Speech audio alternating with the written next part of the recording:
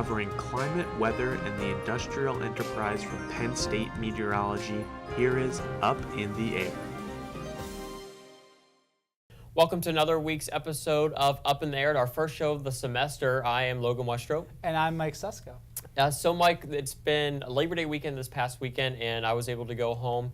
The heat actually came out. We didn't have any rain, which was nice. We actually did have one thunderstorm or two, but other than that, it was pretty sunny, hot, humid, typical. I was in DC, so you know, the urban heat island effect definitely kicks in. Oh, yeah. How about you? How was your Labor Day weekend? My Labor Day weekend was pretty good, a little bit relaxing. Got to go to the Penn State football game, which was, that game was exciting, and I'm hoping that the Kent State game is a little less of a, sustainer to the end type of deal with that overtime, but we'll have to wait and see. I know. Well, this week's episode is full packed, and we have stories this week on Hurricane Maria from last year, Hurricane Lane from this year that hit Hawaii, and also we are talking about the updated Farmer's Almanac for the long-range winter outlook. All that and more, but first, here's Update in the Air.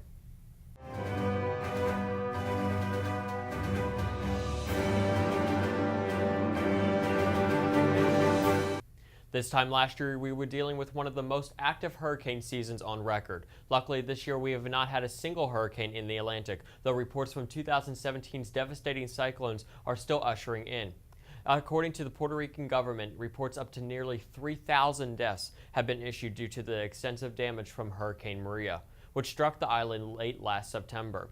Forgot how strong the hurricane was? Well, it developed into a Category 5 storm that barreled into the Caribbean islands, particularly into Puerto Rico, bringing tremendous amounts of rain and winds. Based on the report, there has been an absence of clear guidelines for how to certify deaths during the disaster. The researchers found, meaning that many of the death certifications didn't reflect the role of the Category 5 storm.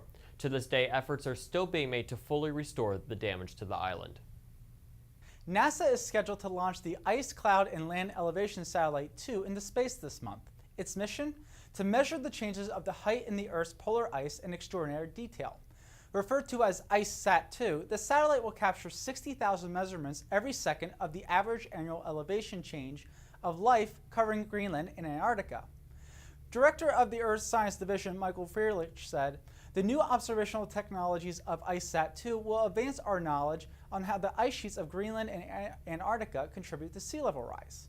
Beyond the poles, IceSat-2 will measure the height of ocean and land surfaces, including forests, and using its advanced topographic laser altimeter system, ATLAS, the potential knowledge we could gain from the data could better inform scientists on the future of our planet and help society and business owners, including agriculture and energy businesses, plan for the future and climate impacts."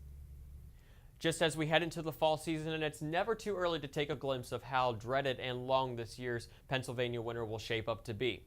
Last week, the well-known Farmer's Almanac released its upcoming winter outlook for the lower 48. They have been issuing seasonal outlooks since the year 1818, along with issuing calendars, long-range forecasts, cooking recipes, and outdoor guides, along with a whole lot more. As many can remember, last winter brought quite cold and rather snowy conditions. This year could bring a similar repeat. The outlook states that the eastern half near the Appalachians will see below normal temperatures, with mid-February being the worst.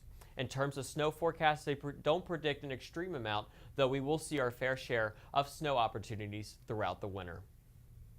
The Environmental Protection Agency is planning to weaken sections of the Obama administration's Clean Power Plan. The goal of the plan was to reduce carbon emissions released by power plants by 32%. Achieving the goal would provide $45 billion a year in climate and public health benefits, and many advocacy groups are claiming the EPA is violating the Clean Air Act by rolling back the Clean Power Plan. The Clean Air Act was signed into law by President Lyndon Johnson in 1963, and it allows the EPA to regulate air pollution to protect public health and public welfare. The Trump administration wants to scale back the Clean Power Plan's requirements for the states to meet certain emission levels set by the EPA and allow each state to set their own limits. While the administration's new plan would achieve some of the same benefits as the previous one, the EPA has determined that the new plan would increase pollution and possibly lead to as many as 1,400 premature deaths a year. Although the Clean Power Plan is facing legal challenges, 25 states are on track to exceed their carbon reduction goals. 10 states, including ours, Pennsylvania, are close to meeting their respective goals. America is able to review and comment on the EPA's new plan until mid-October by going to the agency's website, epa.gov. As some states may be slower to enact on climate change policies compared to others, California is now stepping up its game for a new plan. Considering California is the 5th largest economy in the world and the largest in the United States, efforts are trying to manage carbon emissions. State lawmakers recently voted to become 100% carbon-free with electricity production by the year 2045. The legislation is now going through the process of being signed by Governor Jerry Brown, in which he hasn't said anything on the vote, but sources say he is likely to pass it. Reports state that California has already one of the strongest clean energy mandates in the country. As of current power, California receives 29% of its power from renewables, compared to 11% from a decade ago and 24% from hydropower and nuclear. This vote would help lessen our emissions for potential shifts in our climate. 2 weeks ago, the state of Hawaii had a rare encounter with one of Mother Nature's most destructive forces, a hurricane. Cool ocean temperatures and strong upper-level winds known as wind shear normally protect the islands from tropical storms and hurricanes. It appeared, however, Hurricane Lane did not get this memo about the storms going near Hawaii, especially Cat 5 storms, the strongest that there can be. In fact, Lane was the second Category 5 in history to come within 350 miles of the islands. The first one was Hurricane John back in 1994. Luckily, the cooler waters and upper-level wind shear did weaken Lane's strength in terms of wind speed. The rainfall, though, was a whole different story.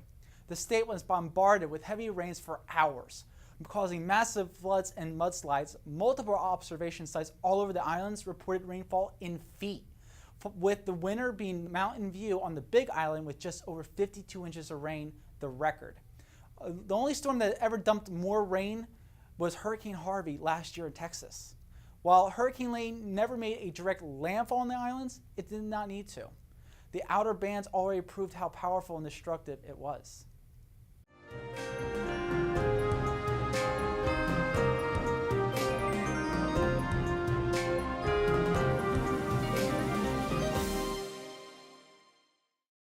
Welcome back to the show.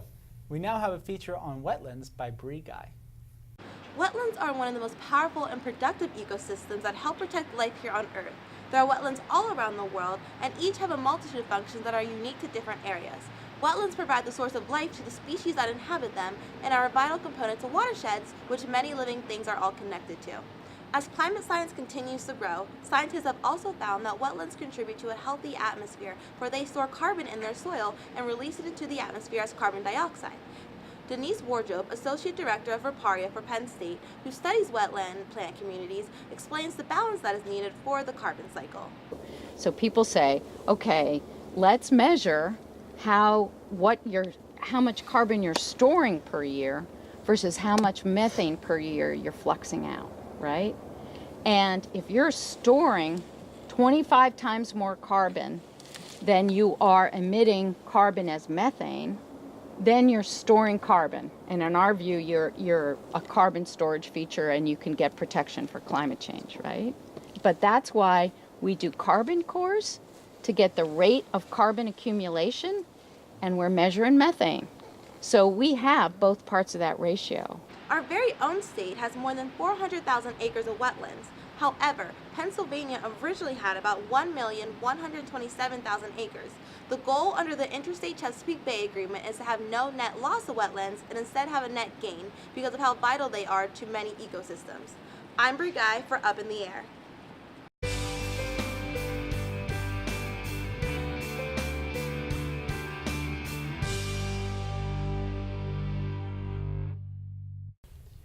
Welcome back to the shows. Mike, what an incredible summer we've had. Rainfall, it just seems like it never stopped raining. I literally left here in the spring semester, went home, left for Florida, it rained, came back here, it's still raining. We've just had so much record rainfall here, especially in Pennsylvania, the Mid-Atlantic, Northeast. I don't know about you, I'm extremely tired of rain. I'm definitely tired of rain. I want that sun to finally come out, and Yeah. You know, this summer has just been incredibly wet. Multiple stations across the state have picked up their wettest summer on record. I know. And what's even more incredible, no tropical storms or hurricanes did that. And that's what usually causes them. And Yeah, that's usually where we get most of that rain, and that hasn't happened. I'm so tired of carrying my umbrella around. I'm really, I'm tired of it. But Well, let's hope our newest member, Ryan Gold, who's on the weather wall, can give us that good news for you, Logan. So, Ryan, let's hope so. Logan wants the rain out of here. Is that going to happen? Well, in terms of rain, we'll see not more or less of it. Pretty average for this time of year, but you might want to have an umbrella on standby. But first, let's take a look at these temperatures that we've been seeing. They've been a bit higher than we would like them to be, correct? Well, average temperatures for this time of year, 74 and 56, we have been pretty far off from that in terms of a low and a high. But these records that we have here, we will probably not break a low anytime soon, but we still do have a chance to break a high. So if we look at next week's temperature outlook, we can see that most of the country is having this problem of higher than normal temperatures. And if we zoom in here to the Four Corners region, that is a big pocket of above normal. And just up to here in the northwest section, we have a below normal situation here. And now this is very low and this is very high. This is what we call a temperature gradient, a large temperature gradient kind of situation where we have a large temperature difference over a short space. And if we look over where we are in the northeast, we have State College is going to be right in the center of this above normal situation where we've got going on here. So we are not going to be worrying about low temperatures anytime soon. We have to worry mostly about these high ones. But now precipitation, Logan, we're going to be a bit average as we have been, but sadly the central portion of the country is going to be experiencing below normal temperatures. Precipitation, I'm sorry. But that's going to be a problem because they've been having a drought problem as well. But for the Gulf, we can see that it's above normal. So that's a very big space difference between the two. And this stretch of above normal precipitation is going to go all the way from the tip of Texas all the way up into Connecticut. And that is going to be a problem for those who really don't like a lot of rain. But in terms of us, we're going to be pretty average. Here we're going to have not too much, not too little in terms of precipitation. But looking at the drought that we've been seeing over in the western portion of the country, the Four Corners region is experiencing a large amount of drought, and they're having wildfires to couple with Oregon's and California's as well. And that's not all. We are also experiencing some drought in Texas as well. And that is going to be a problem if you would like to have not burned down woods, which they have already destroyed millions and millions of acres. But we don't have to worry about drought here in Pennsylvania, especially in State College, because on Saturday we have mostly cloudy skies, but with a chance of precipitation. And on Sunday, we will be most likely seeing showers throughout the day. So, Logan, you're definitely going to want to keep an umbrella on standby. Oh, thought we were so close to seeing some light at the end of the tunnel, but I guess we'll still see some shower activity. At least it doesn't seem like it's going to be like tropical downpours, you know. That is true. You know, I guess the only bright side is it's going to be rather light. True. So it's not going to be like a washout. However, it's not going to be sun. So I want that rain out of here. Exactly. I know. Well, that's all the time we have for this week's first episode of Up in the Air. I'm Logan Westrope. And I'm Mike Susko. Thank you for joining us. And be sure to stay tuned with us next week here, Up in the Air.